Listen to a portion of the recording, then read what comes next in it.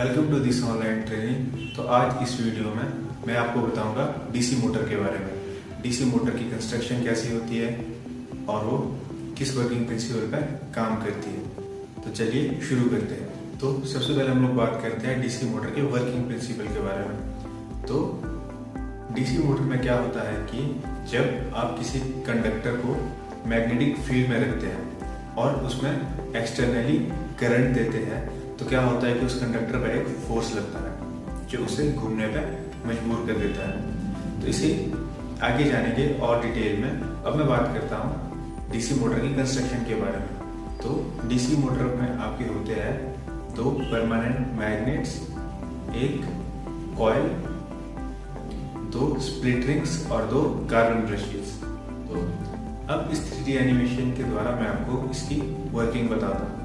तो मान लीजिए हमारे पास है दो मैग्नेट्स, तो उसके बीच में एक कंडक्टर इस शेप में रखा हुआ है। तो अब आप सोच रहे होंगे कि जो कंडक्टर है ये रेक्टेंगुलर शेप में क्यों है। तो इसे भी मैं आगे एक्सप्लेन करूंगा।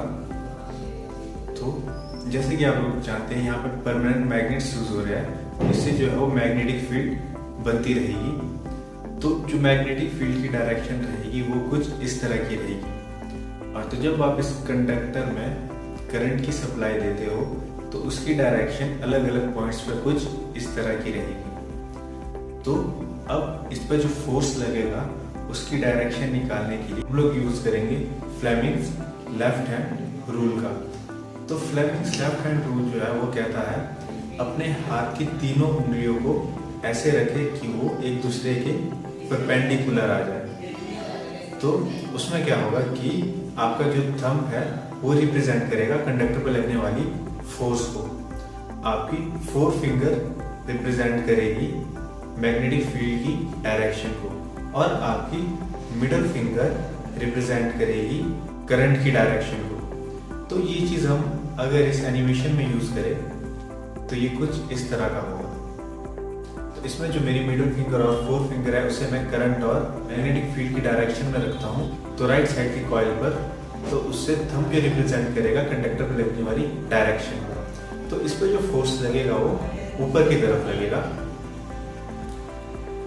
और फ्लेमिंग्स लेफ्ट हैंड रूल को हम यूज करते हैं कंडक्टर की लेफ्ट साइड पर। तो उस हिसाब से कंडक्टर पर जो फोर्स लगेगा वो नीचे की तरफ लगेगा। तो उस वजह से कंडक्टर जो है आपका कुछ इस तरह से घूमेगा।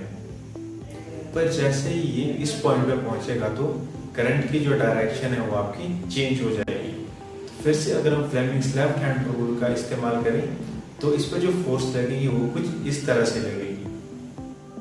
तो इस तरह से जो कंडक्टर है वो पूरा अपना एक साइकिल कंप्लीट नहीं कर पाएगा। तो इसे पूरा साइकिल तो इसका पूरा साइकिल कंप्लीट करने के लिए हमारे पास यहाँ पे दो तरीके आते हैं।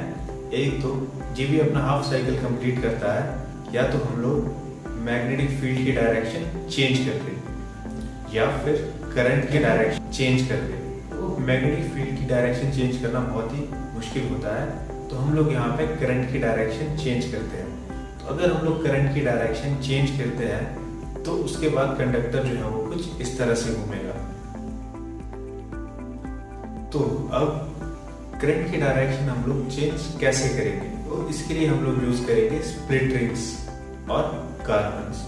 तो जो स्प्लिट रिंग्स होते हैं वो आपके कंडक्टर के साथ कनेक्टेड रहते हैं, पर जो कार्बन है वो स्प्लिट रिंग के साथ केवल टच रहते हैं। जैसे कि मैंने आपको पिछली वीडियो में बताया था, तो टच रहते हैं, पूरी तरह से कनेक्टेड नहीं रहते हैं। क्योंकि अगर आप इसमें वायर कनेक्ट करोगे तो वो आपस में उलझ जाएगी और टूट जाएगी।